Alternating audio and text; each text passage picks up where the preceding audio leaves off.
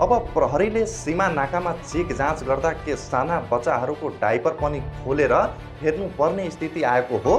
आजको यो आधुनिक संसारमा हामी कसलाई विश्वास गर्ने जब एउटा बच्चा आफ्नै आमाको काखमा सुरक्षित छैन भने यो संसारमा सुरक्षित को छ। नमस्कार, म विमलेश कुमार झा।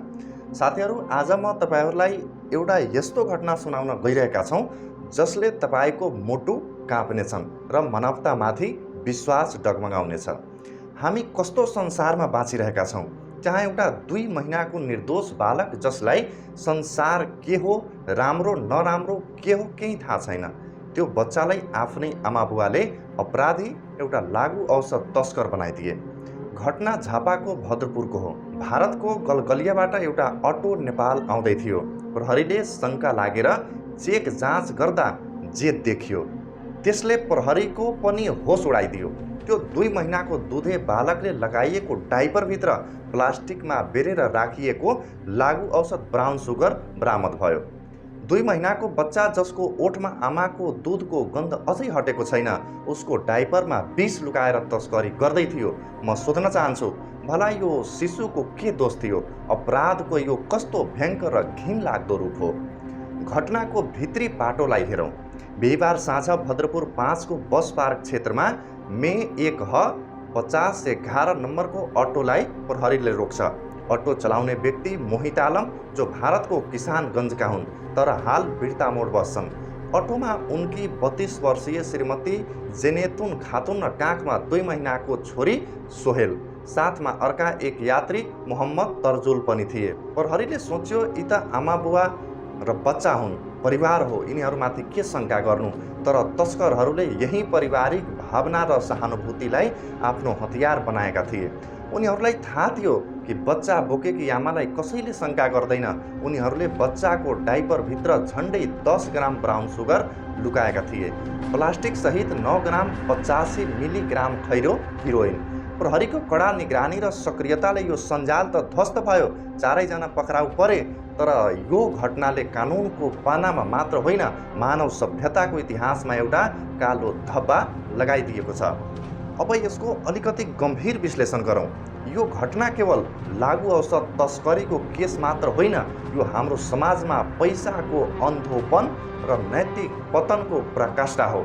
एउटा आमा र बुवा जसको पहिलो कर्तव्य आफ्नो बच्चालाई सुरक्षा दिनु हो, उसलाई असल नागरिक बनाउनु हो, उनीहरूले नै त्यो बच्चालाई ढाल बनाइदिए। अपराधको दुनियाँ कति निर्दयी भइसकेको छ भन्ने अब तस्करहरूले पुलिसबाट बाँच्नका लागि आफ्नै कलेजोको टुक्रालाई तस्करको समान राख्ने बाकस बनाउन थाले। ती आमाबुवाले सोचेनन् कि यदि त्यो प्लास्टिक सुरक्षित नभएर फुटेको भए वा त्यो केमिकल बच्चाको शरीरमा छोएको भए त्यो 2 महिनाको शिशुको ज्यान जान सक्थ्यो।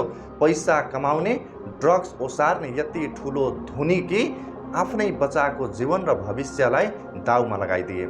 आजको यो आधुनिक संसारमा हामी कसलाई विश्वास गर्ने जब एउटा बच्चा आफ्नै आमाको काखमा सुरक्षित छैन भने यो संसारमा सुरक्षित को छ? यो घटनाले सुरक्षा निकायका लागि पनि एउटा ठुलो चुनौती थपिदिएको छ। अब प्रहरीले सीमा नाकामा चेक जाँच गर्दा के साना बच्चाहरूको डाइपर पनि खोलेर हेर्नुपर्ने स्थिति आएको हो। तस्करहरूले सुरक्षा संयन्त्रको मानवीय संवेदना र सहानुभूतिको फाइदा उठाइरहेका छन्। उनीहरूलाई थाहा छ कि प्रहरीले महिला र काखको बच्चालाई सम्मान गर्छ, सहजै छोडिदिन्छ। यही मानवताको फाइदा उठाएर उनीहरू समाजमा विष घोलिरहेका छन्। कानुनले त यी अपराधीलाई सजाय देला, उनीहरू जेल चलान होला, तर त्यो 2 महिनाको शिशु जसको नाम अहिले नै प्रहरीको रेकर्डमा र मिडियामा लागु औषध मुद्दासँग जोडिसक्यो, उसको भविष्य के होला? उसको बाल्यकाल कसरी बित्ला? उसले ठुलो भएर जब यो सत्य थाहा पाउनेछ, उसको मानसिक अवस्था के होला? आफ्नै जन्म दिने आमाबुवाले उसलाई सुरुवाती दिनमै अपराधीको ट्याग लगाइदिए। अन्त्यमा म यति मात्र भन्न चाहन्छु, समय बदलिएको छ र समयसँगै अपराधको अनुहार झन झन क्रूर र डरलाग्दो हुँदै गइरहेको छ। आज झापाको यो घटनाले हामी सबैको आँखा खोल्नुपर्छ। लागु औषधको यो जालो कति गहिरो गरी फैलिएको छ भन्ने कुराको प्रमाण हो यो। यी अपराधी आमाबुवालाई कानुनले कडाभन्दा कडा सजाय दिनुपर्छ ताकि भविष्यमा कसैले पनि आफ्नो सन्तानलाई अपराधको हतियार बनाउने आँट नगरोस्। र सुरक्षाकर्मी साथीहरूलाई पनि सलाम छ जसले आफ्नो व्यावसायिकता देखाउँदै यो घिनलाग्दो करतुतको पर्दाफास गर्नुभयो। तपाईहरूलाई के लाग्छ, आफ्नै 2 महिने शिशुलाई तस्कर बनाउने यस्ता आमाबुवालाई के सजाय हुनुपर्छ? कमेन्ट बक्समा आफ्नो विचार पक्कै लेख्नुहोला। धन्यवाद।